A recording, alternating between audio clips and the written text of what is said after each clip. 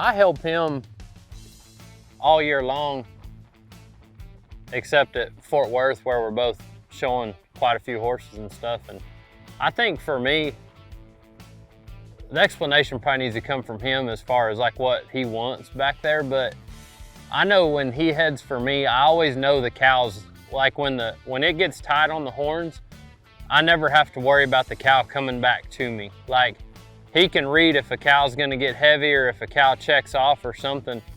But I think like the rule of thumb helping is you want whatever your heeler's reading when the heel rope goes on, you want that to continue. You don't want your heeler to have to make some crazy adjustment that causes them to lose momentum or something. And then like consistency in the jumps, because when you're showing younger, greener horses or something, if every hop's different, it's hard to predict it, because even though the cow's ready, like heelable on the, say, the first or second hop, that horse may not be in a position yet, or he might have not been able to set up close enough or something. So whatever hop he reads, like the first or second jump, it needs to be the same on the fourth and fifth jump. So like helping, you just want to like give a corner that's very readable and make those hops consistent. Like if I'm helping, and we've roped some heifers a lot at futurities this year that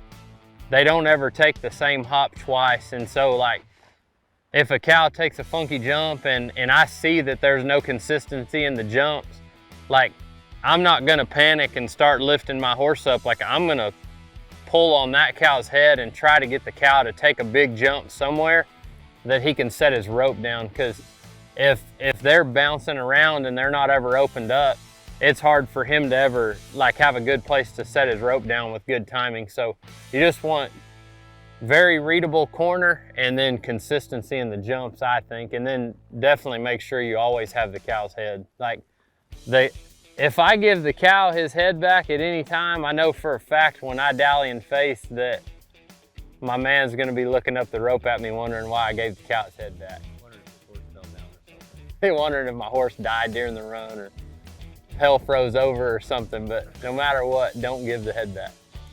Yeah, and to make it readable, I think, and so much of this stuff is hard to say for just rule of thumb, because fresher cattle are way different. But like, as long as the cattle are pretty true, I feel like when you get it on the horns, just one step up and then across.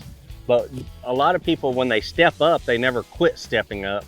And you heard him say, open the cow up and keep their head. To me, that's the same thing. Keeping their head does keep the cow opened up. So if you want his head over, like if his body was in a straight line, you just want to keep his head a little bit to the inside all the time. That just opens up the rib cage, makes those hops longer and more consistent. And then, like say, have a horse that has a finish to where it doesn't give the steer's head back as you're facing to cause anybody to slip a leg. Like handling cattle is no different than training horses or timing or whatever. Like it's a feel, but it all changes too. Like we was talking about it the other day, like if a cow's going right, you're gonna have a different angle across the pen than if a cow's coming left or going straight. And so I think if you're learning, you just gotta be really conscious of it and go back and watch videos and see. But like one run that stuck out, because we were talking about cattle going right and handling them the other day, and we explained it different, but in the heat of the moment, it's a feel and how you set it up. But one run that I remember this year was he won the 4-year-old deal on this mare, or first or second on her at Buckeye. And we had a Mexican heifer that would run straight, and when the header would catch up, she would put her head down and take her head off to the right. And so we were running, she puts her head down like she would want to pull. And so if I would have hooked up to her, so I threw from this position and she put in this position. So if I would have come back, I would have stood her up like this and killed her momentum. But I have a really good help horse that lets me do whatever. And in that run, everything went right.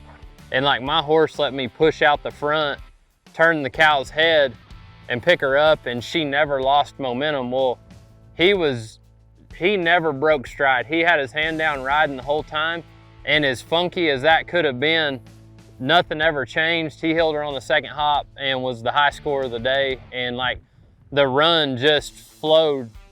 It had a very good flow to it, but it would have been so easy to get caught with a funky angle and stand that heifer up or make her weird in the turn. And that's one of those things that's like, it's a feel and it's a read.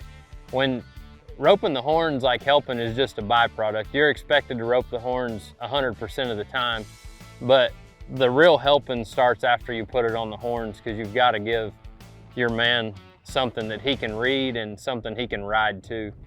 The main thing is when your horse goes to face, that's why we like to clear their hips and not bring anything over the front. When you move their shoulders to the front, you can see my saddle horn's gonna come this way.